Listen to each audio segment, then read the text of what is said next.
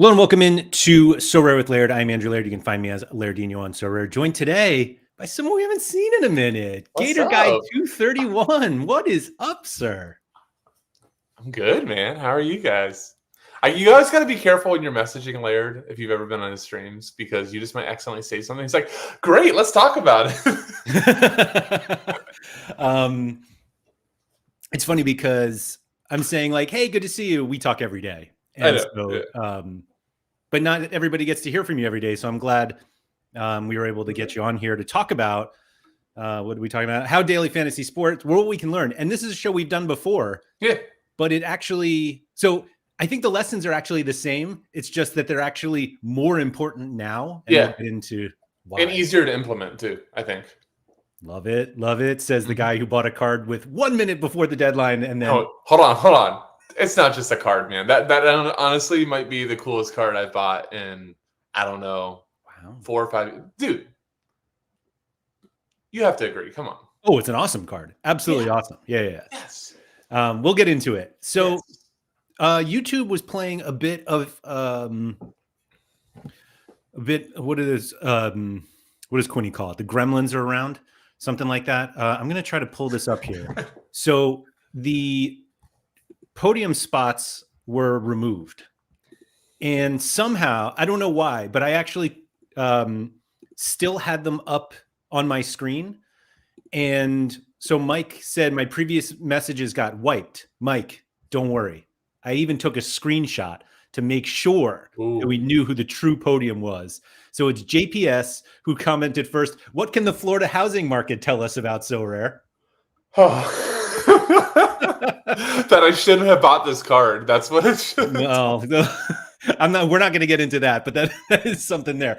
But then Mike Baston and Andreas on the podium. So congratulations to you three, even though now that I look at the chat, those first two messages were wiped. But anyway, Pico player, DFS daily fantasy, like so rare. Love like that. Sean Kennedy, what's up?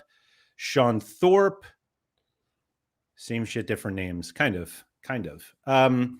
So Keith, let's go a little bit into where you've been, because you haven't been doing Sorare content lately, and it's not that you haven't been playing Sorare, but you did have a bit of like and I'll just kind of play, and you're back. Yeah, I mean, I've kind of just been playing Prem. Realize it kind of sucks. Like, no, like if you're actually going for streaks, I think Prem might be the worst. Because, like, realistically, there's only like one team that's truly dreadful that I can think of in Prem right now, which is Wolves. Like, truly dreadful, where, you know, if you could just like maybe play against them every week, you might be okay.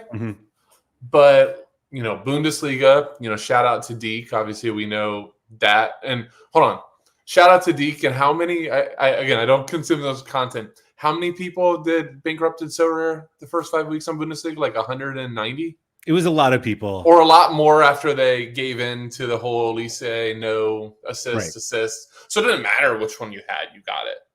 Right? Yeah. But yeah, and then Ligue 1, which I guess we're going to talk about, actually it's pretty good, because there's some really terrible teams. Terrible teams. Yeah, it's funny you put it that way, because Ligue 1 has actually had fewer people who have hit the top streak than in La Liga, if I remember correctly. Interesting. Yeah, but I think part of it is La Liga has two very dominant teams.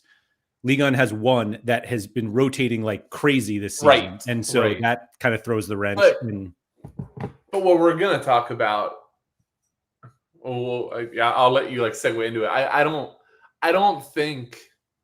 I think the top end team is less important than the bottom end teams. Okay. Like that would be my DFS perspective on it. Like a DFS thing is less of like, obviously it's great when PSG is home to Mets, right? Like if you are playing a DFS, like you want as much as you can. But the problem is in daily fantasy and in Sorare to some extent is, you know, you're kind of constrained by a salary cap. Now in Sorare, you're constrained because if you want to buy Dembele, Kevar, Doué, Vitinha. That's a lot of money, and you better make sure you pay it off. And they could Hakimi, right, Mendes, all these guys. And DFS, you just can't afford them. Like, they don't give you the salary cap for that. So in actuality, in DFS, it's better if like Brest is home to Metz, or this past weekend where I jumped in was Lille, right, was home, and they hung 5 or 6, and conceded. Well, you caused that. There's proof. They're literally for. I think it's a little different. Me asking for a clean sheet and being like, I'm fine as long as they keep it. Hold on. I think your exact words is, I really need this. Yes. And that was like, it wasn't even a minute. No. It was like 3 minutes. It definitely was like 3. Well, then I'm about to actually win D3 Ligue with my first week in it, and I'm like, I just need this sheet. Minute gone. It knows, man. It knows. But no. So like the to finish that point, you almost in DFS, it's actually almost better if a crappy team, or a mid-level team, is playing a really terrible team, because now all of a sudden those mid-level players that don't maybe have in DFS, it's all about like gauging ownership, gauging overall projection of your teams. But if I get a guy that's not that expensive because he hasn't been doing that much, but I know this matchup, like this is the best it gets, right? This past weekend, you thought Kebble from Paris, like that should have been a great spot. Funny enough, DFS, he hung 17 fantasy points with no goal or assist. That's pretty good. Yeah. So that just shows the matchup was there. You would rather that than PSG, because everybody knows PSG is good. Mm-hmm. Like, you're going to end up getting the same exact lineups. And I think what's really cool about the streaks, for me, just like now, like kind of thinking more on it, is when you, in the past world, like if you were going to play like this, like DFS Sorare, you had to go, all right, I'm going to do all this. I'm going to do a Bundesliga, or I did, what was it last year? The Real Betis. Yeah. You do all this, but everybody kept on saying, well, the Betis thing's not going to work because you're going to run into Real Madrid and to Barcelona, and they'll just squash you. They're right. But that exact same format on streaks, it doesn't actually matter if everybody else has Barcelona and Real Madrid, because I'm just playing the house.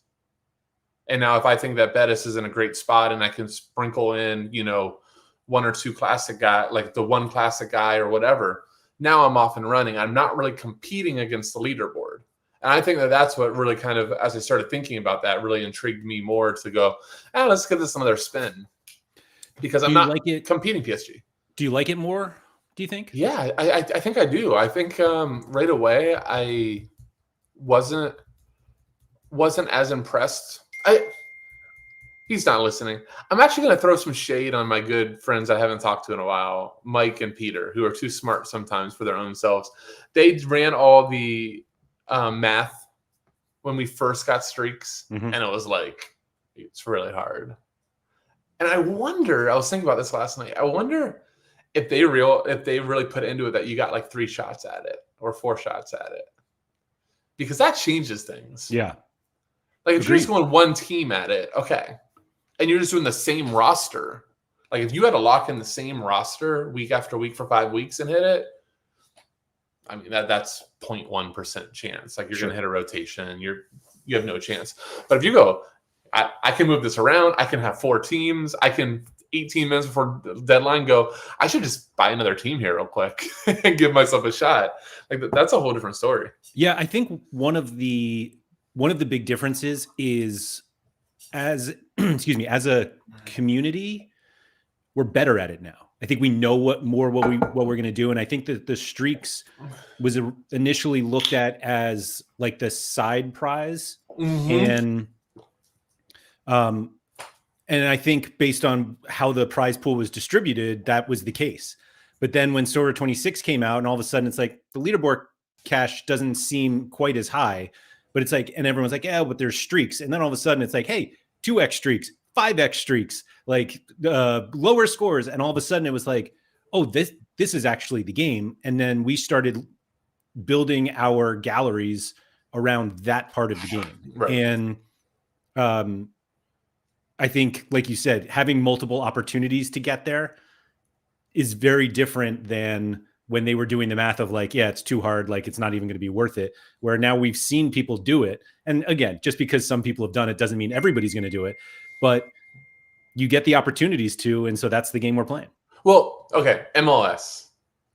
I ended up hitting the 5 streak at the last week of the season, and I didn't mean to. Like, I didn't know I was even on a streak until the 3rd one hit. Because I was just setting my lineups. Like MLS, I wish I could have a redo on, because I came out like heavy. I had success pretty early on. I got, I think, the second week, and it paid off the rares. So that was like $500 or $1,000. I won super rare. I paid off all the super rares. I crafted a Kai, crafted a Irving Lozano.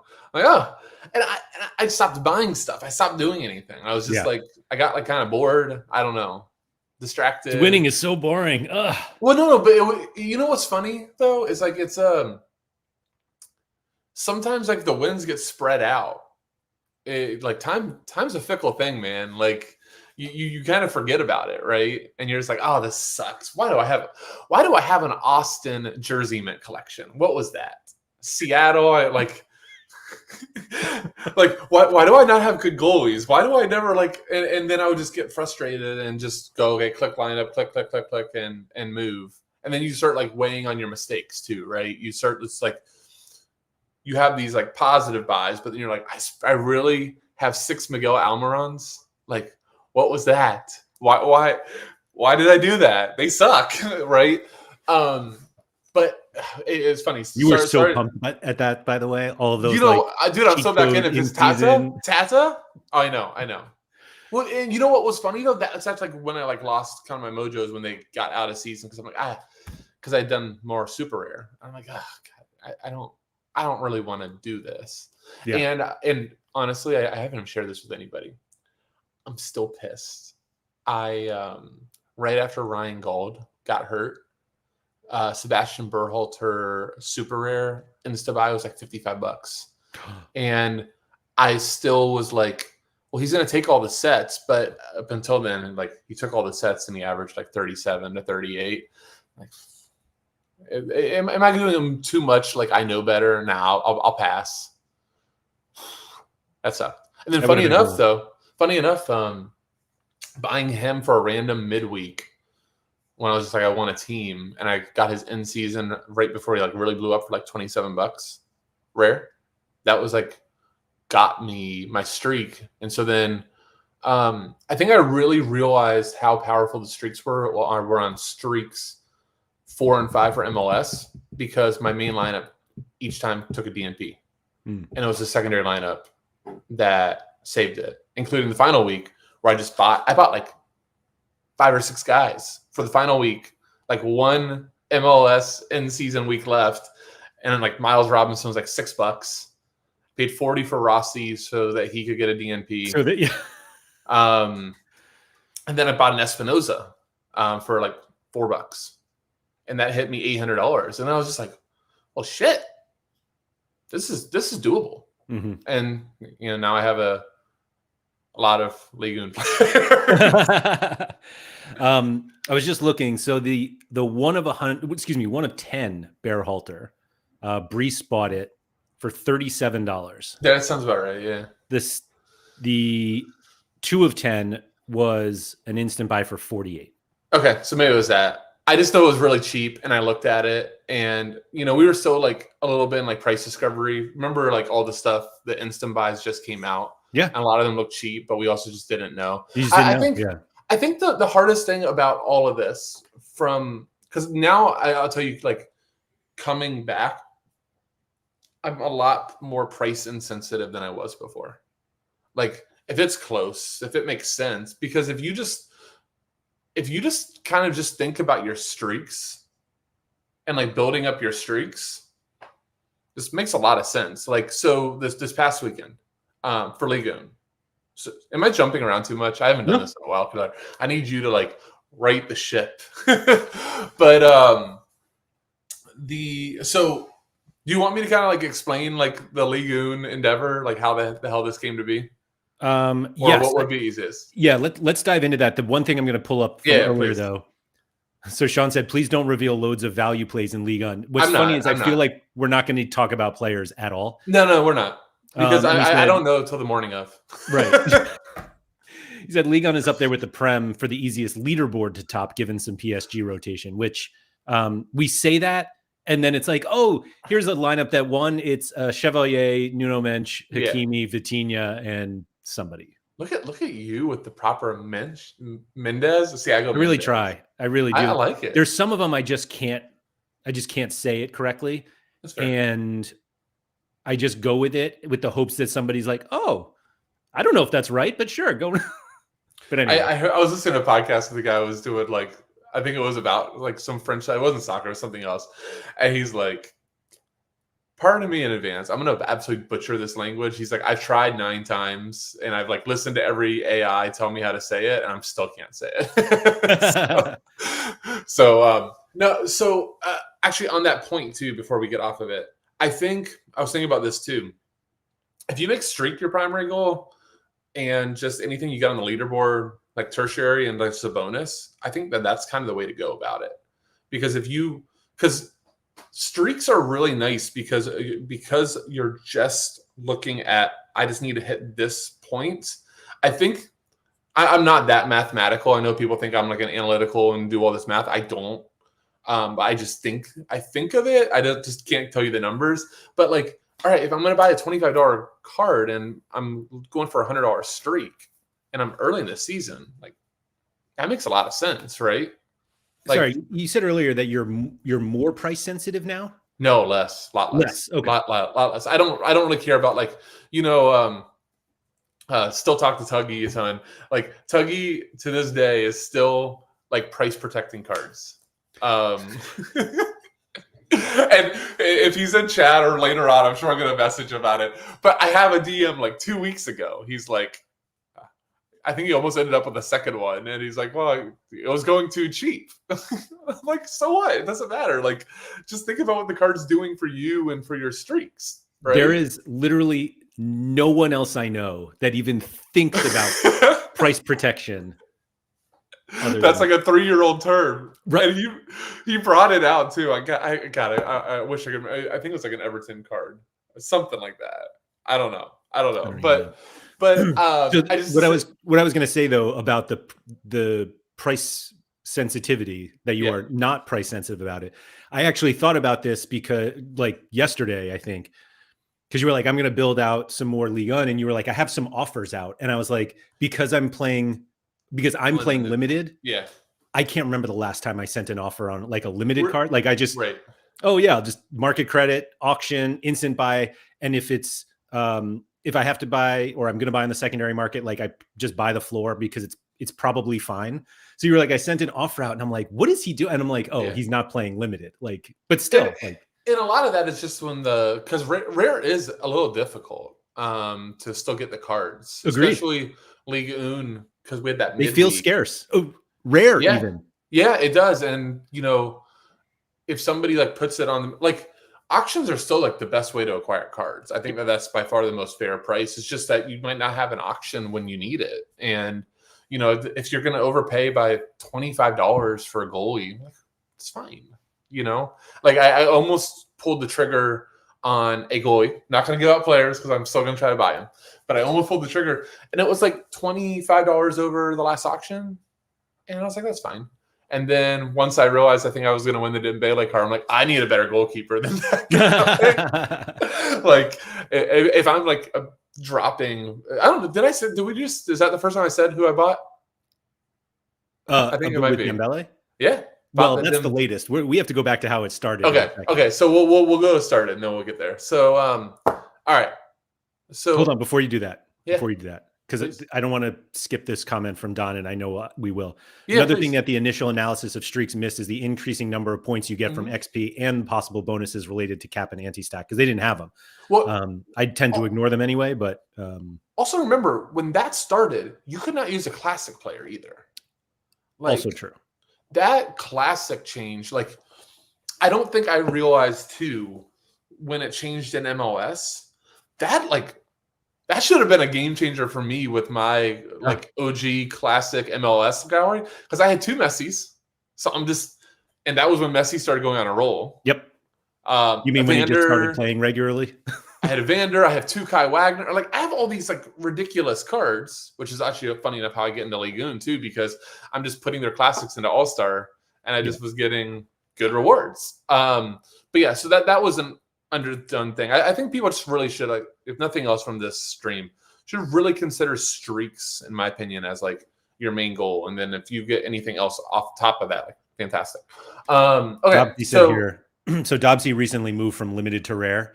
And said, since moving, I've hit the leaderboard cash more than from winning streaks. Oh, that's fun. But guess what, though? Like, that kind of makes up if you miss a streak, too, right? If you it is impressive. Pico Blair said the main goal for streaks needs to be diversification with all 4 lineups, rather than having, for example, the same captain in 2, which I actually... if you have Lionel Messi, it's a lot easier. Biggest thing I've learned in rare is cards are harder to get, at least in season 1s. Yeah, I think they genuinely... I think more people are buying cards to play them, and so they tend not to sell them. And then if you win winning cards is hard, and so you're at the mercy of people winning the cards you need and then putting them on the secondary market, and not doing what Keith did and win a card and then just go full blown into a brand new league. Well, I won 2. That's right. I won. So I think I got T1 and All-Star from old school challenger cards like Christian Burgess, Bardaki, Armani. I know you sound like talk, but and then like MLS guys, like that's like my gallery, and I just have a couple old school Teddy Tuma, 2 of them, like these type of guys that I just have in my gallery that they're like so cheap, but they can pop off. Do you have a super rare and a limited of Teddy Tuma? I have the, what do we call it? Do we call it the rainbow? Oh, you do have. And a unique was only like $80 at the start of the season. And I just should have had that just because. But God, that's such a fun guy to be really good again. Yeah. Like really good. I mean, you said it like he found his level. Yeah, I truly. Like if he comes to MLS, he'll be fantastic. Mm-hmm. Just don't put him back in Ligoon. Don't put him anywhere high up. Just let Teddy do his. Before we go back to the story, how's Teje doing? Is he terrible? Still a thing, or he's 7A? That guy, he's terrible. Okay, because remember you said he gained a lot of weight. He's still working it off. Still working, okay. Because he's a guy that you would think in like lower division should smash. He absolutely should have. Yeah. Andre said, in rare, for the most part, you also need to have leaderboard cash in mind, in my opinion. Naturally, depends on the gallery. But for me, leaderboard is by far the biggest portion of my winnings at the moment. So, Andreas, respectively, I don't think you count. Like, Andreas has like all of the best cards that you want. That's fine. And that's my point, I guess, and where my thinking was. And again, I'm completely skewed by winning $800 at the end of MLS too. But like once you get that streak up, like you can pretty much pay off your outlay if you hit streak one time at 5x. And there's a really good chance if you hit like streak 3, streak 4, streak 5 with where those numbers are, that you're probably getting some leaderboard cash too. And oops, maybe you accidentally win, right? Because you're getting good matchups. I'm just saying, it's like my thinking always was when I was doing this whole like just buying a guy for matchup, which I've always done on this platform. Like I definitely know I'm one of the outliers in that I'll buy a guy for 1 week in mind and then just figure out what to do with him later, or he just stays in the gallery forever. But it's a lot easier for me to do that when I'm just like, okay, I can instantly get $50 this week, and it doesn't matter that Bayern's going to win 11-0. Like that was always the problem before. If you did in Bundesliga or you did in La Liga or even Ligoon, you're just like, it doesn't matter. Or Prem, like City's home to Wolves, and it's like, oh, I don't have Haaland, I don't have Foden, I don't have all these guys. Like, doesn't really matter. Well, that was one of the things that we kind of talked about for years. Like, if you played champ and you were like, oh, exactly. finally my, Bournemouth have a good matchup, and it's like, Doesn't great, matter. Bayern have a better one, and Barcelona have a better, and you're just like dead. And now it does matter. And now it does matter, right? Because if Bournemouth win 2-0 and you have like a little stack and you have a classic Haaland or something like that, like there's your 5 streak or whatever. Do you know what the top streak pays for rare? Have you looked? Dude, I don't even know. It's $4,000. Does it really for Ligue 1? Fuck yeah! Well, now my Dembele looks fantastic. Okay, like genuinely, like you just kind of said, like if you hit the 5th streak, like you'll probably pay it off. Like you, I mean, in my head it was like 1,000. I didn't even look. $4,000. That's crazy. Yeah. Now, granted, it's a huge jump. Like the 4th one is 800. But look, if I'm even getting 3 and 4 like 2 times, like I'm getting there. I mean, I paid $450 for Dembele. And my other cards here, we'll go to the story, and then I'll go over all that and kind of where it's in my head, and everybody can tell me how dumb I am. So yeah, I won T1 one week, which was Juf from Yevon Juf from Nice. Nice. I always get those red cards. Okay, so from Nice, and I was going to sell it immediately. It was only like $100, and I couldn't sell them. And so then I got a T1, and it was, I'm going to butcher, Højbjerg. Yeah. Am I close? Jeremy Højbjerg from. Yeah, I'm like, oh, okay. And then I'm like, yeah, it's a good card. He immediately DNP'd but subbed on, thank God. But I was like, all right, I got 2. And then I was like, maybe I should just play this. Like MLS is winding down. I have enough time to monitor, 2-3 teams. I have like 2 to 3 Prem teams and then just whatever leftover in All-Star. And so then I just looked this weekend, and it was Lille was home to Metz, who's really bad. Like, really bad. Like, did you see the last 3 games for Metz? I didn't, but I assume. Let's read it off, just to show why I kind of like Ligue 1 right now. I have them here. Hold on. It was... Get the last 3 or 4 games. It's a lot to a little. Yeah, so they lost 4-0 to Toulouse. They had a red card in that one. They lost 3-0 to Marseille, 0-0 to Le Havre, who's also awful. Mm-hmm. Lost 5-2 to Monaco, mm-hmm. 3-2 to Paris FC, loss 3-0. A lot of goals. Lyon, yeah. 1-1 to Metz Angers. So they basically played a really bad. And then 5-1 or 6-1 this past weekend. Yes, with a goal in the 95th minute. Yeah, so I looked, and there's a guy that started like midweek or the weekend before for Lille, came in like well thought of, like young guy that was taking corners, Carrera. It's $50. I'm like, okay, we can do that. And then he split sets with Parad, the left back. He was $20. Okay. And then all of a sudden, I had one more. Did I have one more player to put in? Santa. I had a goal. Oh, and then I had that, and I've always liked Jonathan Klaus because in DFS he's like a legend. Like he'll throw in like 25 crosses in a game. So I thought that would be good buy. He was like $40. So I put in $110 to put this whole team together. And I was like, okay. Now, granted, 2 of them came, like the 2 most expensive ones were 1. Yeah, but Juve, like you could have bought him for me from $80. It was $80. Like it's the lowest I got down to, and I got like a $62 offer. I'm like, well, this just seems stupid. I'm not doing this. And then Hoj, my worst player there, but yeah, and I immediately was in first place until Juve lost the clean sheet, and that would have been I think $300 plus. Was it when he lost it or when Perot lost it? No. Juve was had a clean sheet in the final game until like I think the 65th minute when I'm like, oh man, I'm already in first, and then didn't Klaus also only play 45 minutes? Half? Yeah, he's injured now for like a month. That's okay. But again, all this is kind of a point. It was like, all right, that line to it, and just playing these 2 guys based on matchup really cost very little. Mm-hmm. And the scheme of things, and probably right now after they drop those games, if I would have listed them, they probably done well. But guess what? They have a really good matchup this weekend. So you won $50 from this one, $30 from the leaderboard cash, and then 20 from the streaks and some essence. that had you finished first, you're positive. Like, yeah. And that was really kind of just like the realization that you can pay this stuff back at these prices pretty darn quick. Like, and then if you want to go to my gallery, we can see the shenanigans that I was up to this morning.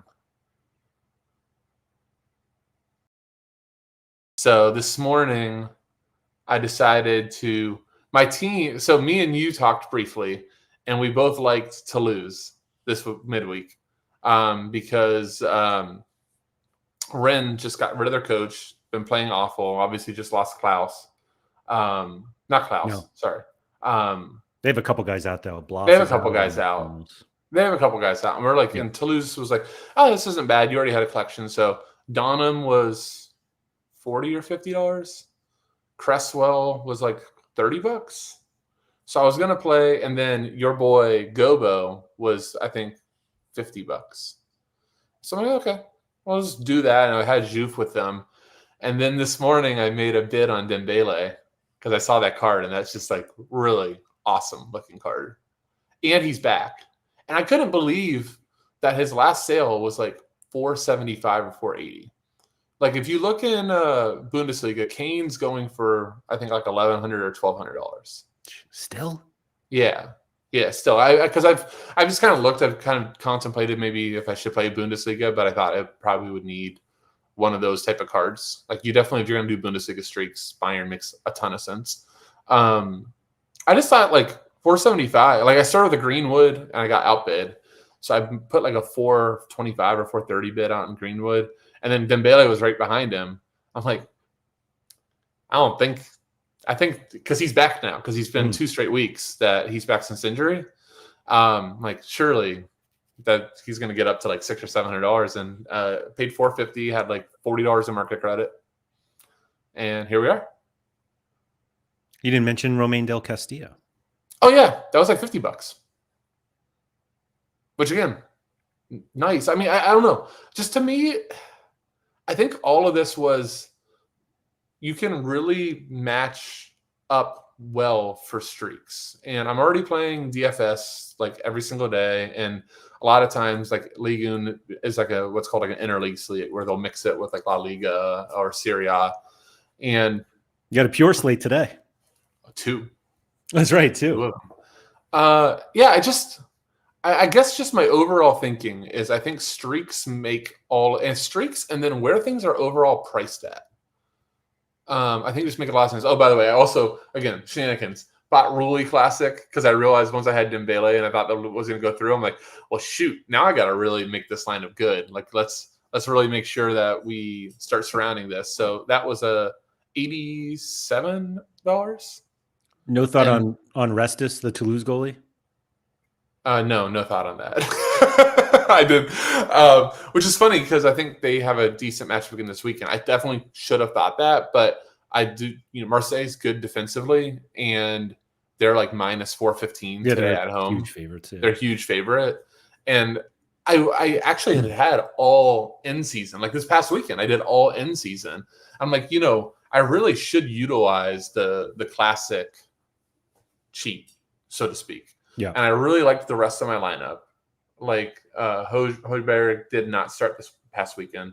So really good chance that he starts today. Dembele, high likelihood he starts today after 2 sub appearances. Donham and Cresswell don't play Europe.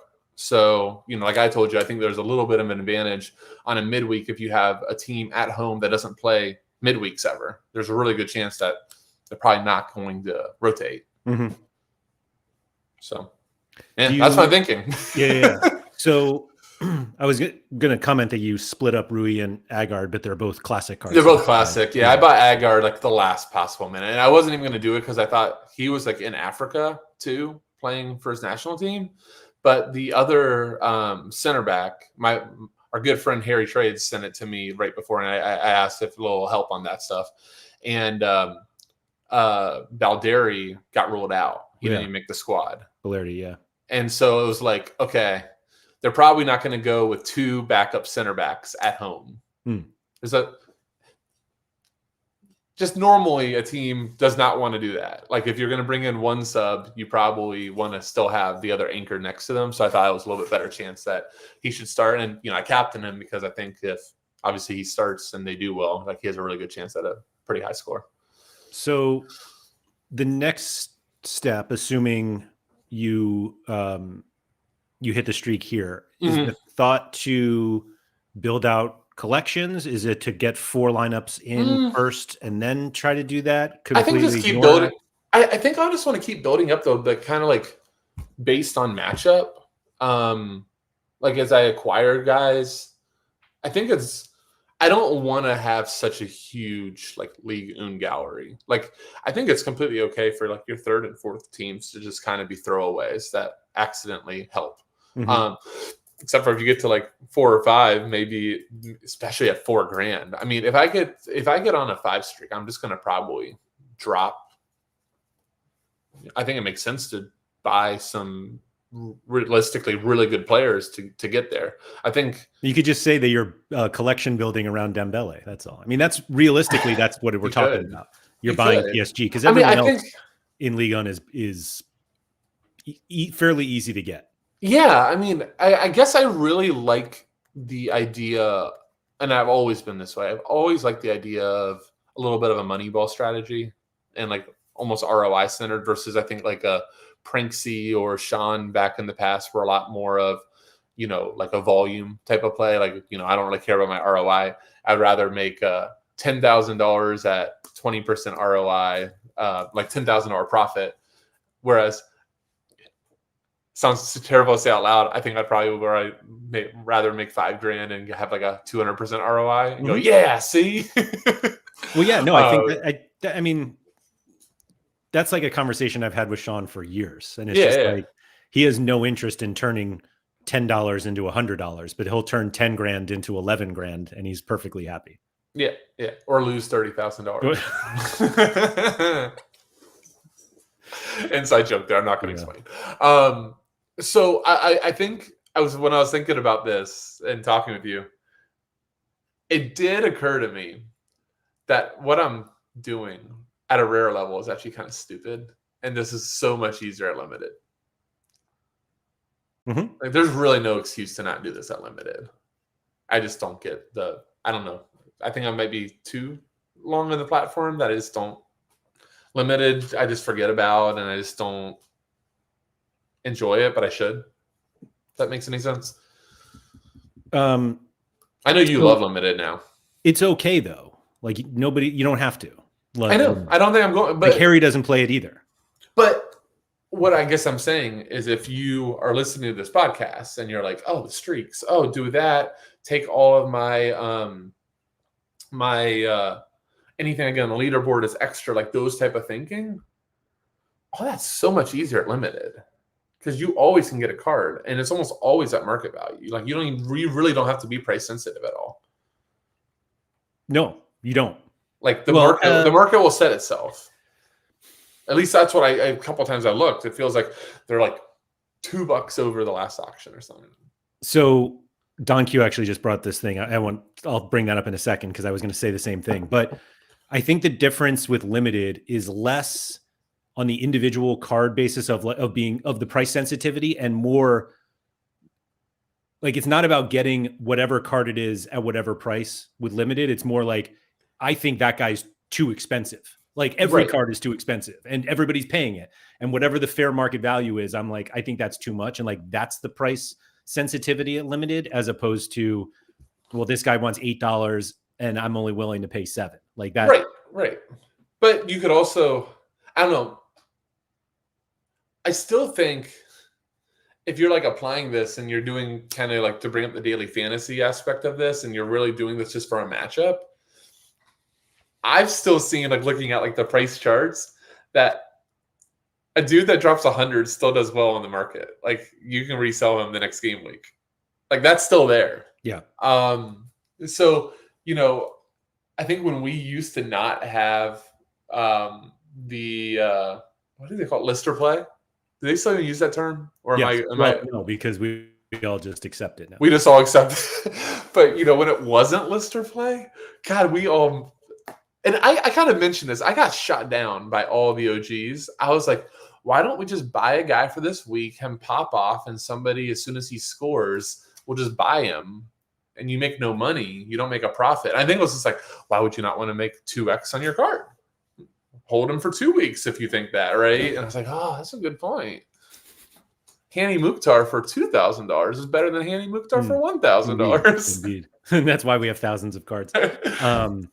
So this Don Q brings it up. It makes sense to apply the same strategy in limited for streaks. So I hadn't thought of this until just now, and I don't believe you are this type of DFS player, but there are these types of DFS players that will like post $10,000 of head-to-heads in the lobby, and they will post like $1,000 head-to-heads, $1 head-to-heads, $2 head-to-heads, $50, and it's just like all over the place. And I feel like those DFS players are the ones who should, if they played so rare, it's like you should do this if you think the strategy works at rare, it absolutely works at limited, because if you hit the top streak in rare for $4,000, you may as well get the $1,000 in limited too.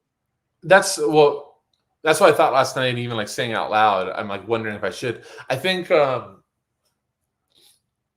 reason I haven't, which I still may, is just solely because it's just more management. Like to me, thinking like some of these guys, like if you're buying them for like a run up, afterwards you just get out and it doesn't matter what you paid for it. Just get your, like let's say that after like 3 or 4 games of Parade, I just like, I haven't looked this far ahead, but let's just say I look far ahead and I say Leo has like 6 or 7 just horrible games, so I'm not going to use the card. I'm probably more apt to just get rid of it. Like that's why I don't think I'm going to do collections really on this, which maybe I'll eat crow and miss it by 1 point and look like an idiot. But I think I'm still more happy just to be out of something and onto a new one. Like I definitely enjoy the switching cards around, finding players, going like this is a really good matchup versus just accepting a matchup. I think that's how you can play when you're buying like a Parade, when you're buying like a Charlie Cresswell, that type of guy to do in. If you're just like, look, I got Dembele, I got Hakimi, I got Mendes, I got Vitinha, like you should 100% build out your collection, because you're not buying those guys for their 1 week, right? Like you're paying that premium just to have that the whole time and go, hey, over the course of the season, I think I'm going to get this right enough that I'm going to make this back. So the foundation of the Betis project was like next 5. We even termed N5. Yeah. You Same deal. are not looking that far ahead yet. I am a little bit. I am. Like, I mean, I'll just say like the Ramon Del Castillo, like your boy. Like I looked at him because I thought I'm not only looking at matchup, but I'm just like looking at like the type of player and going, this seems really a good price that I can put them in like a second or a third team for a bit. And maybe they have a matchup coming up that they should be like a team 1 type of player. And you look, I think it's like 4 weeks out, Del Castillo, I think it's home versus Mets or home versus Angers or something like that. It's Mets and then there you go. Yeah. I mean, where are they? Where is this? Oh, man, I got to go back to RotoWire. You'd be shocked for as much DFS as I play. I never go on this site. I believe they always have great stuff. I believe it. I'm a Heat map boy. At Le Havre this midweek, and then they're at home against Lyon at Which Marseille. Is like not horrible, by the way. Not like, horrible. Well, we'll find out today when who plays Lyon. Oh, Strasbourg play Lyon today, and I need them to be I need Lyon to be horrible. At Marseille, obviously, you're not going to play them there. But then, Mets at Strasbourg, home against Monaco.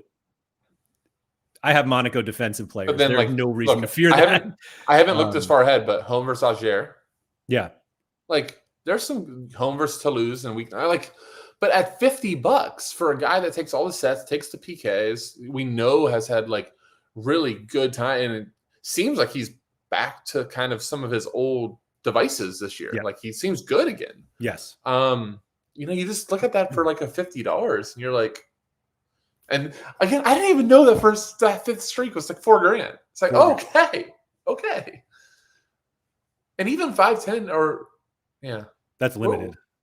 That was 1,000. Oh, okay. I was gonna say, have you somebody done the math? Are all of those for the percentages that you get? Are those I assume they all correlate, right? Like, limited was 460 Yes. because you get to, okay. Yeah. But that's something That's with why. 510. Sorry to cut you off there, but like that's why it No. makes sense to do both. Right, because it's the same. It's the same. Yeah. But see, to me, well, MLS was only, I think, 480 for the 5th streak, too, which was silly. I think there's a big difference. Oh, Andre said they're easier to hit in limited, which I didn't think. I thought maybe the math doesn't math, to use a PSU term there. But I think one of the differences with limited and why it's easier is requires more base points in rare. See, I was wondering that. Interesting. Like all of the wheel spins and the daily missions and all of that are completely catered to limited. So like, correct. I guess the missions and rare are about the same, but super they drop off. Right. But like it's I was talking to Harry yesterday. So I won a Cucho rare yesterday. Sorry. I don't play La Liga in any scarcity. And he was like, I might be interested in your Cucho. And I was like, he has like 11,000 limited XP that he does not play limited, but it's all from the wheel spins and all this stuff. And I was I would literally trade my Cucho for 11,000 limited XP, and you can get your limited cards like higher percentages so much easier than rare. Yeah. By the way, I guess I'll air quote myself as like OG-ish. I'm not going to go OG. I'll just go ish. Came a little bit before the boom. I love the XP system now. Like, that's so good. It's so good. I enjoy it. I was like hesitant about it at first. I love it. And I love it now. I think, because like one of the first things I do now when I buy a card, Dembele didn't get in my gallery fast enough. It's the first thing I try to do is 200, get it up a level. It's like the first thing I do when I buy a card, just so I don't forget. 200, boom, up a level, start that timer out again. But what's funny is I've considered putting boosts on cards I'm going to sell. Oh, because like I've definitely looked at that. I definitely overpaid for XP. I was willing to like, I'll match the floor, but if my card is at 6 or 7% and yours is at 5%, like who's going to buy? What are you going to buy? Well, no, like that was like the Rui. This guy had him listed like $15 more than the other dude. It was like he had like 105, and the other dude was at 90. And I sent them both like an $80 offer. Just like, I know it's only 15 minutes before lock. Let's see. And I know I said I'm not price sensitive, but hey, I still love making a deal. Like I negotiate for a living, so. And he countered back at 87. I go, cool, accept, done, because he had higher XP under what I was going to buy the other card for. So easy. Andre said there's a 50-point difference for streak 5 between limited and rare. Your base score would have to be a perfect 500 before the 10% rare scarcity bonus is 50. Then you're far above the 500. That doesn't make any sense to me. Yeah, I lost that one. Because you need 510 to get there, but. And don't forget, we're talking 50% captain too. Like you're like grossly over it. Like you don't need 50% captain too. You're right. Mm-hmm. That's the other thing too. Like just to me, 510. I know Andreas has done the math, so I'm not like questioning it. I'm just like I don't understand it. Well, I think I trust him that the limited to rare skewing. That's what I was just wondering. Did they get that right? I don't have full trust in the team still, buddy. That I trust just automatically that those variations were correct. Yeah, the difference between rare and limited is 10% scarcity bonus, hence the different streak goals. No, that I knew. That's but what I thought base. I figured base score was the same. Right, and we're saying that it's a couple points off. But hey, if you just said to get an extra couple $1,000, we're gonna make you get a little bit more. Like that's okay too. Like I don't think it has to be the same, but right when you pulled up limited and I saw the number, I'm like, in my head, that's not perfect for the scarcity bonus. Shoot, is limited easier? Yes. I just know me, and I'm gonna end up at the end of the season with 150 limited cards. And just go, what do I do now? I think that's my fear in life, is just having like too many Sorare cards. I don't know if you heard. Nope. I was talking to Harry about it. Was it Harry? Was that yesterday? God, I don't even know. But I'm like closing in on having more limited cards than rare cards soon. And I'm surprised you aren't already there. Give me the end of the week and I'll probably be there, even though I'm like 90. No, I'm probably less than that. But it was like, I looked at that the other day. So I currently, oh my God, I am close. 491 limited, 511 rare. Now, granted, Okay. I haven't bought a rare card. Exactly. I can't remember the last one I bought. It was 3 months ago when I bought Kavicha, Bruno, like when I did that champ flip that I never ended up flipping because of course I didn't. But I remembered, like, I looked at that the other day and I remembered a conversation that you and I had where we were done with limited. And I was like, I got to get this down to 0. And I was like, oh, I'll keep the Midtjylland collection because that's a complete one, blah, blah, blah. And now I'm going to literally have more limiteds than rares. Yep. And I also, I was going to do this exercise. I might still do it. Just, I don't know if this is for my own sanity or it will make me insane. But of the 491 that I have, like how many do I actually put in lineups, and how many are there that I know that only help the cards that are in lineups? Yeah. But then, like, look, this is literally what my gallery looks like right now. And this top row, none of these guys will ever be in a lineup for me. But so I have a question for you. And this is going to go like, I don't know the game enough. Is there a reason to not seal them? There's just not that big of a benefit. So like, but what's the benefit when to not doing it when you tell me I'm never going to play? Yeah, you're probably right. You're probably right. Time, like this guy gives me 2 seal points. I would literally need to seal 100 of these to get my Jude out, something like that. But isn't there the reality? I mean, look, you don't, because you're there on your bar, right? I'm like, yeah, I don't know. Maybe you're right. Maybe I should look into it. I don't know. By the way, this is not me criticizing. This is me just, I'm very much not nearly the level of Sorare I ever was before, but I'm still really enjoying it. I'm your classic, like, guy that has a little bit of money to throw around on the site and is enjoying it. But I'm like putting a wall up. Mm-hmm. I'm not gonna pass this. Like, I can't go that, and I can't go that big on a time aspect to it, but I really enjoy it. And I think that's where I'm at with like Prem and Lagoon, is to do that. But I don't know the sealing stuff well. I'm just like, okay, this. I caught myself on a really insensitive joke. I'll tell you after the stream. But now it's like, okay, this guy retired. Like, Guzan retired. I'm like, oh, I have a Guzan. And I just went in there and hit seal, because that's the last time I'll remember to go seal it. I'm not in my gallery enough. So like, to me, if I bought all these pieces as collections and I knew I was never going to play them, I would be like, immediately seal. Forget that they exist. Yeah. I want to make sure I wasn't missing something like that. You don't get the collection points or something like that. No. You definitely do. I think it actually might have come up. Was that last week, 2 weeks ago, when Sean was on with me and Andy? I didn't hear that one because Sean told me that I needed to listen. And he was just like, it's not worth him sealing 3,000 cards for 3,000 seal points, like 1 point per. He's like, I'll seal it if they're like 20 points each or whatever. It doesn't make that much sense to me. But you're not wrong. Like, I don't value my time like Sean values his time. So maybe I will just seal a bunch of these cards so I don't have to look at them. Well, I think Sean's even wrong on that, just as a pure... He's making enough money, and he has too many cards where he's flat out said he will be here until it all fails, unless there's a big pump and he can get some out. It still makes more sense for him just to keep setting lineups, which I completely agree with him on that. I think he's spot on there.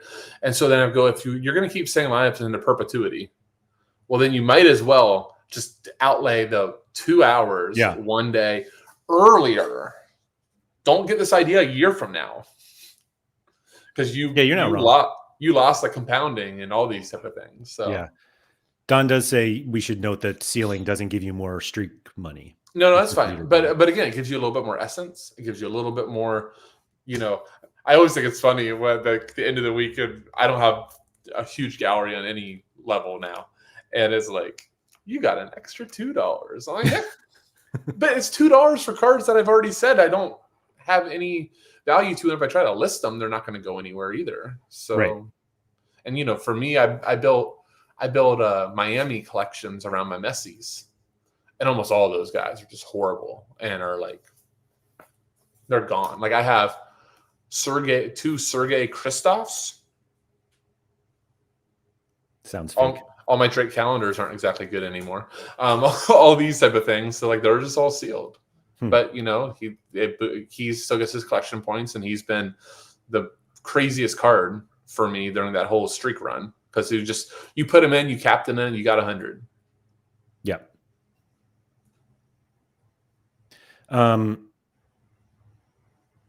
Yeah, I think my biggest fear is sealing cards and forgetting about them, and then they end up being good. Like actually somebody, I think it was Ryan Walter. I probably shouldn't say this out loud.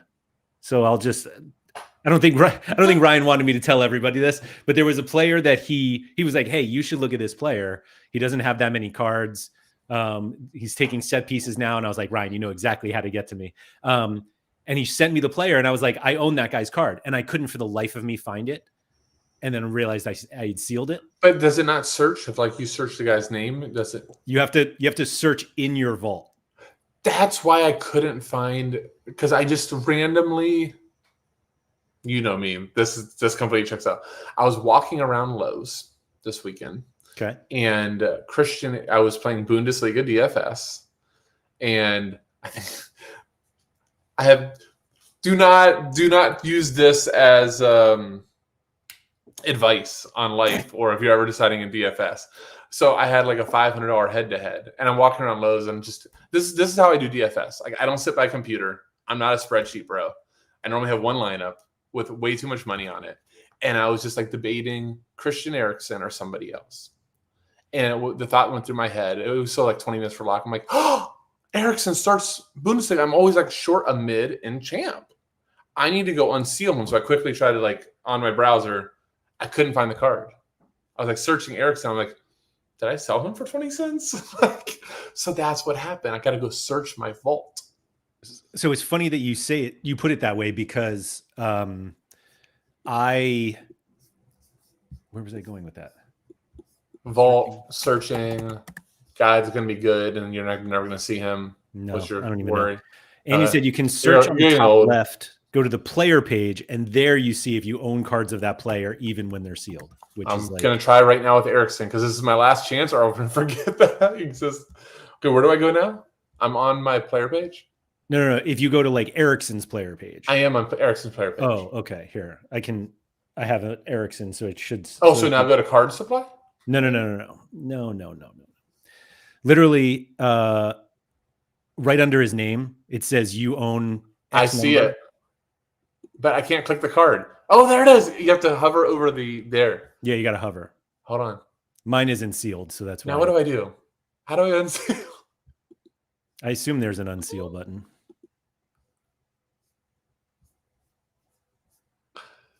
I'll be honest. My Jude is actually. I should unseal my Jude right now. I can't. Why will not let me unseal? I'm gonna watch you unseal somebody. So go to vault. I assume it's this. Yeah, there you go. So in the top right, there's a little icon. It didn't work from the player page, though. It did not work from the player page. Let's go sort by score, maybe. Well, now you know you can go to your gallery. Andre said, I looked to see if I had a rhymed striker who hit 100 yesterday in my collection. I did. He was in the vault. Oh. So you can't do it from the actual player page? Unsealed on the right. Yeah, you have to. Bar. I found it. I'm gonna look at this. Yeah, it's this button here. Not gonna lie, the graphic was a little disappointing. I was thinking like the case would open and like the card would come out. Does it not? No, it just flashes off and then it's gone. I was a little disappointing. Sorare, step it up. Am I even gonna play Jude this weekend? You have Jude sealed? Cash, who cares? You have Jude sealed? Yeah, because he was hurt for months. Hold on. You won't seal some random Toulouse guy, So but you seal Jude. Jude got me 200 seal points. Like he moved me up a level by himself. Okay, I would so literally like need to seal 200 Toulouse guys. Okay, so now we're going to look at Erickson and realize that he had a ton of stuff, and I know I lost like money by unsealing him. Oh, still doesn't want to show up. Yeah, whatever. I'm over it. He's unsealed though. I got a little throwback here, JDS. Oh my gosh. 1 of 100. I'm almost certain Hoodwink sent me this card. That was definitely one of my more favorite Sorare cards ever. Too. Like Tuma, JDS, those are good times. Yeah. So I have a question for you. Turn this to you a little bit.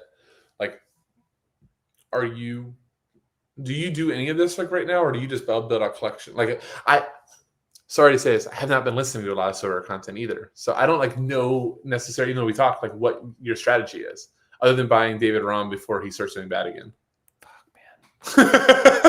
man.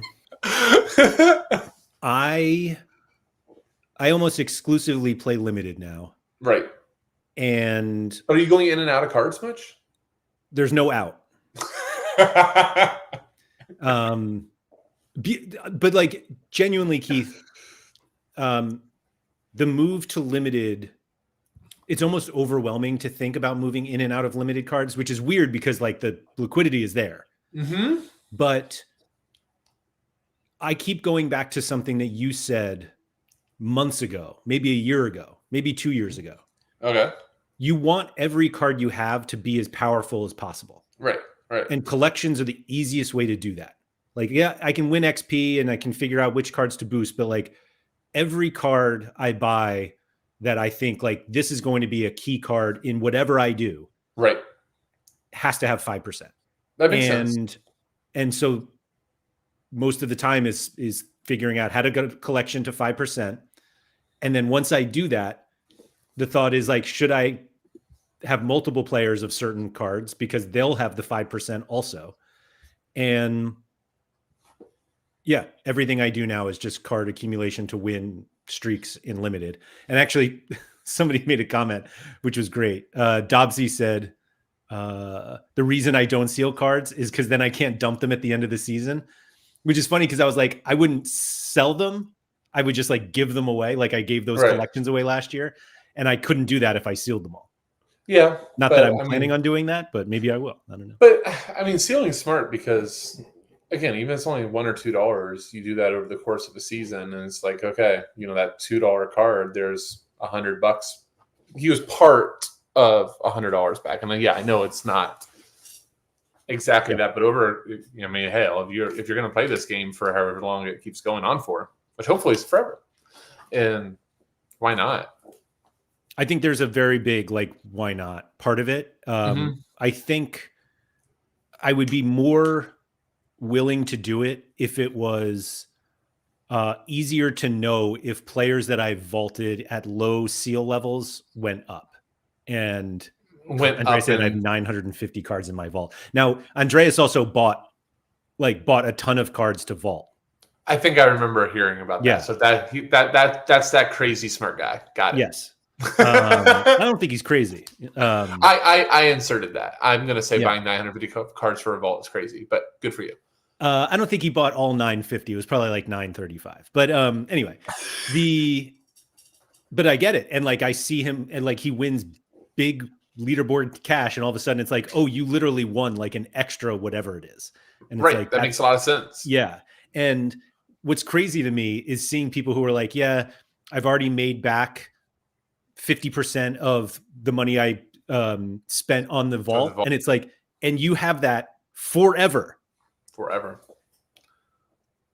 I mean, it makes a lot of sense. I mean, that's back to like that Sean comment that I think given the amount of cards that he has and they're older, it seems like the older the card is, the more vault points it gets. It's just like the better the card.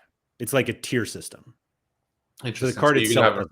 So you have a random guy that has like a decent tier, like that they were going to go out for a reward, but he actually sucks. And so the like cheat that ended up happening was Sorare was giving like the top vault value or seal values, like 200 points to guys that had like never sold. And then one sells really high, or like it was guys who like had old cards. This is great. It was like old cards, and they hadn't been minted for a few years. And then they got, maybe they moved to the Prem and now they have new Prem cards, and the Prem cards were like so expensive. So they're like, oh, this guy's good now. So he gets like 200 seal points, and like Andreas would buy like 12 of them because you can buy multiple. That's crazy smart. Yeah. I like it. No, I think it makes sense. He said, I buy so many collection pieces for all my good cards, and I just throw them in the vault to clear my gallery, and it allows me to take out the few good cards. That's what I should do. Well, that's kind of where I was getting from an organizational standpoint. Well, it makes a lot of sense. Just like all those Toulouse guys that are no good. Mm-hmm. Now what I didn't realize when we made that comment was how hard it is to find your cards in your vault. Well, that's very easy if you look in the vault. But I don't want to do that. Right, but who? I mean, for people like me, like I don't know, the vault. I don't think my Tadic is in there yet, but like that should be where my $5,000 Tadic is. And there's a lot of pain in the vault. There's a lot of pain in the vault. Yeah, I played Tadic recently. Yeah, you showed. I think you got it for a mission too. I'll tell you, man. I was gonna make this comment on the collection thing.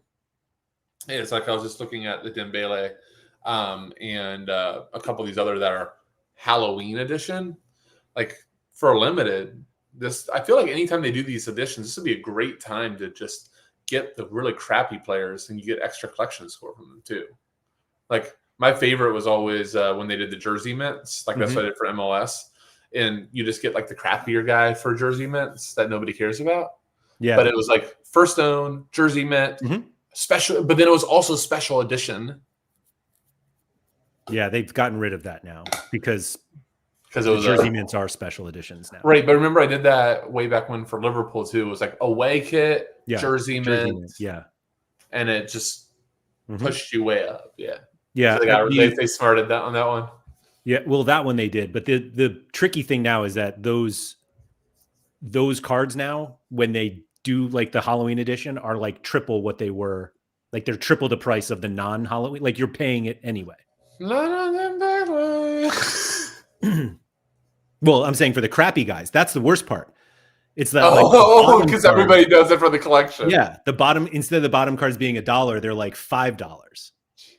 Oh no! I was just like, I'm sure I was gonna say I was just looking at the price chart on Dembele because I didn't look at that. I just thought the price was good. And I was like, oh man, the number one sold for just shy of 2,000. Somebody I need to say hi to. I haven't messaged in a while. Nep. He went nuts on the number. Like his PSG collection is mostly number ones, I think. You know what's funny though? Even at that price and probably doing it again, I know Nep, he has great collection score on all of them. If he does hit this streak or wins once or like podiums, I mean, you're getting really close to break evens. No, I don't know about that. Did he go? I hope so. I hope he does. I mean, I guess 1,900 times all the really good players in that gallery. Yeah, I'm not going to pull it up. Well, let's not do that. But yeah, I don't know, man. So yeah, streaks got me into French football. I don't know. I just think I know we're at the end. I'll just end it. I think streaks are just a really good part of the game, and it's a really good time to buy like random Charlie Cresswells or these type of players to do your streaks. And I think if you get to like number 3 or number 4, even if you weren't focusing on streak and you accidentally get to 3 or 4, you should really start looking at matchups and start thinking about, if I spend $70 or $100 on this card to help me have a better chance of getting 500 or 600. And then even if this is where the math isn't going to math, but it does to me. Okay, well, and on that, that's all that matters. Math is just an opinion, just a belief system anyway. This is an opinion math, okay? So, like, I would make an argument. Can you pull up the Ligoon streak scale? I think fourth was 800. Yeah. Pull that back up. The rare one? Yeah. I mean, it technically works for any of them. Okay. So I would make an argument if you have just hit the $200 third streak. And let's say, you see your lineup and you're one piece really badly short. Like I could justify spending $500 or $600 on a card at that point. Because not only do you have a chance to pay that card off right away, but now you have equity to get to the real jackpot. Now, I'm probably getting a little bit crazy at that point, and maybe I'm looking at like Dembele and Greenwood and give me like another player on a not Marseille or PSG. Top guy. Let's just say Clubble. Aaron Donham. He doesn't quite work, but I would almost be looking at like, is there any of these really, really stud guys that the next 2 games is about as good of a matchup as I could ask for? Because then if you buy them in that situation, all of a sudden you're like, well, I actually have like $4,800 of equity potentially that this card can help me get. So I can even maybe overpay for this card right now. And look, if all of a sudden this goes to hell and you hate Sorare afterwards and you paid $500 for the card and now it's worth $300, there's $300 and I paid $200 for the chance to win $4,000. And DFS, I'm going to put a nice bit ribbon on this. And DFS, I lose a $500 head-to-head just for a chance to win $500. Like, I don't get that $500 back. Like, DraftKings doesn't go, hey, here's 200 of it that back, you can take back of it. So, I mean, I think streaks are just a really interesting thing in that perspective, that if you kind of went like these cards as an asset, and like what this asset could get you in a 1 week or in a 5-week term, it's just a different way to potentially value your card or look at the game. Like that's how I'm doing it right now. Yeah. Is that I'm looking at these streaks as this money, and then anything I get off the leaderboard is just bonus on top of it. So love it. Cool. It's already been well over an hour, so I don't know how much time you have, but I'm good. There was one other thing that you were like, remind me about this weekend's competition. Can we do that? Because can we figure out, is this Halloween special good? Because now I have a lot of Halloween cards. Do you have any good Halloween cards? I have a Dembele. I have. Well, no, but then you can't play it in Ligue 1 this weekend. I know. That's where the hard. Oh no, sorry, didn't mean like that. Like, that's where the predicament comes, right? I kind of accidentally ended up in a lineup that I think is quite competitive in the non-Big 4 one. I was buying European. You'll like Portuguese.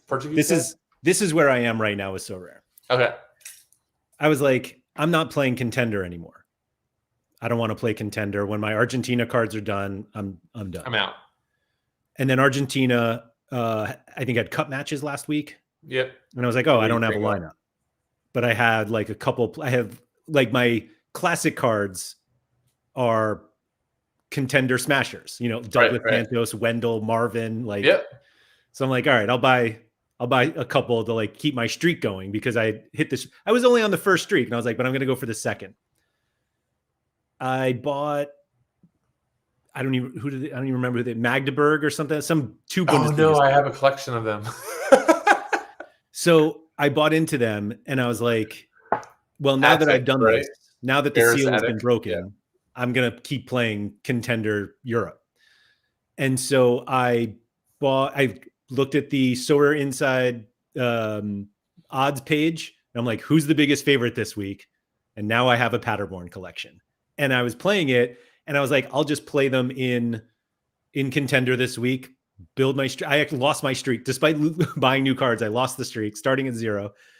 And I was like, I'll just play them in Contender this week. I went to put my lineup in and I was like, oh shit, River Plate's back. And I have 3 Armanis and I have a Racing collection. And I was like, so I could actually this week play all of the River Plate guys in Contender and play my new cards, because they're all Halloween, because I bought them now. Right. I can play them in the Cursed Edition. And so that's what I'm doing. So this is the lineup that I'm playing, that I think. So I bought this Dennis Simon, Mika Bauer and Philip Bilbija. And I crafted this guy who's like awesome for hearts. And then I had bought this Diomande as part of my sporting collection. You only need 3 of the Halloween ones. And I was like, yeah, here we go. Sporting are a gigantic favorite. And I was like, all right. And I have like other sporting cards that I didn't need Diomande there. See, this is what you should be doing as a content creator. This is where that wall I was talking about is. I can't go over that. I can't cross to your side. Like, but it like this lineup cost me probably like $30, maybe not even. I mean, again though, like if you kind of can do that, there's definitely a slippery slope aspect that you can't just keep doing that over and over again on all your buys and never like cash in or never win. But again, I think streaks when you can start getting up, you really can. And I don't know. I'm really liking the thing of that. And when you get time and you have the right matchups, it's really fun. Yeah. There's another topic that we absolutely cannot get into now because it's a whole show, but it's like goes back to the thing that we've always said for years that like Sorare need to do a better job of making people buy cards. Holy shit, have they did really? You know what though? I mocked. I should actually give them an apology. At the start of the season, I was mocking how many promotions that they do and everything like that. Why not? I mean, even the wheel thing. Like, I mean, I made just on buying these cards. I think I've gotten like $25, $30 in market credits just from the wheel, and market credits just make you buy more cards, and it's a never-ending situation. So yesterday's stream with Harry was like, yeah, you told me you degened. Keith, it was the most degenerate I've ever felt playing Sorare. Genuinely. What was the reason? I'm actually going to listen here soon, but I want to hear it from you. I've done some really dumb things before, but this was like that stream ended and I was like, man, I don't know where I am anymore, but I'm having fun. So I'm going to just keep going. But anyway, so if you buy a card from Sorare, you get 2 wheel spins. Right. Yeah. If you are the last bid, you get 1. Yep. So I was trying to get my Toulouse and what was the other collection? Paris FC collections up to 5% for this midweek because I'm going for the fourth streak, which is like $200. Okay. And I was like, let me try to get it. So I was like buying cards, these Halloween cards because they have like more collection bonus. Yep. And I would like buy the card and I'm like, oh, wheel spin. And 2 nights ago, I went to sleep with 7 auction bids out. Okay. And I woke up and had won all of them. So I was like 7 new cards for my collections and 14 wheel spins. So I started spinning the wheel with Harry and Keith, it was the equivalent of being hot at the craps table. I literally, but it was almost exclusively market credits. I got to which is great. I won a $50 market credit. I won a $20 market credit, a bunch of like, I was just buy. And of course it's like, you need to spend money to use these market credits, but like I was already in the mode of spending it. So I was this was where the peak degeneracy came. I was 2 spins short of a golden. Yep. So I was like, all right, let me buy a card and I'll get the 2 spins. So I went to my collection and I hit the level up button to see how many cards I had to buy to get to the next level. And then I had to buy 5 to get my collection from 4% to 5%. And with the market credits, it was like $10. And I'm like, easy, let me do that. Sure. So I do that. And then all of a sudden it's like, I just got 10 spins, which means now you're 1 away from So I do all the spins. I get more market credits. I bought another card. And so I literally all I was doing was like recycling market credits into cards, into spins, into market credits. And I was just like, what am I doing? And now I'm going into the game week with a Paderborn collection that I did not have 24 hours. I had never even thought of it 24 hours ago, but my other collections are at 5%. And you'll never sell the cards either. That's the other part. It's not called degenerate. It's called the new gameplay. And they did well with it. But like every card I buy, I go back to like they got to figure out how to sell cards, and it's like they got me. Well, remember though, like the old school, they weren't concerned with that, and they definitely hit the shift to that, and I think they've done it really well. It's fun, man. It's fun. Like it only took a couple minutes to get me like fully back in, and I have literally since last week, and for somebody that was not that involved in the platform, I have 5 across 3 rows. Sorry, 4 rows. So 20 cards in the last 2 weeks that I bought because of streaks and or other stuff. This was from somebody that was not that involved, and they're all rare too, right? Yeah. Almost all of them are auctions, because why would I buy secondary when I can get spins? Right. All and try to clear spin tokens. Yeah. It's good stuff. This was fun, man. That was fun. I'll see you in like 4 months. Welcome back. Yeah. When all of a sudden you're like, I think I need a Harry Kane. And I'm like, all right, time to come on. All right, let's do this on stream. Yeah, exactly. Thanks everyone for coming. I don't know if Keith knew this, but this was a member only stream, at least as it was live. So thank you to everybody for being here, because you are a member of my Patreon. If you are watching this, days later, because it's finally available to everybody, if you wanted to watch it live and participate in this very intelligent and fun and not degenerate at all live chat, patreon.com/AndrewMLaird, link in the description of the video. Mike said Keith's next stream is going to be pre-MLS 26. Yeah. Ooh, that's something. Do you want to book the? I'll tell you what, man. One of my biggest stream regrets was I had work and I was late to the complete degenerate MLS stream. I came in hot. Do you remember what happened that day though? You gave me one of my better MLS super rare cards. I got raked in by you, Harry, and Deke to buy it. Zinkernagel. Oh yeah. On stream, bid up somebody in the chat. It wasn't an instant buy? No, it was when all the auctions were going. It was like $300 something, which seems fantastic. Yeah. So yeah, let's book it. I'll be here. There you go. Thanks, Mike.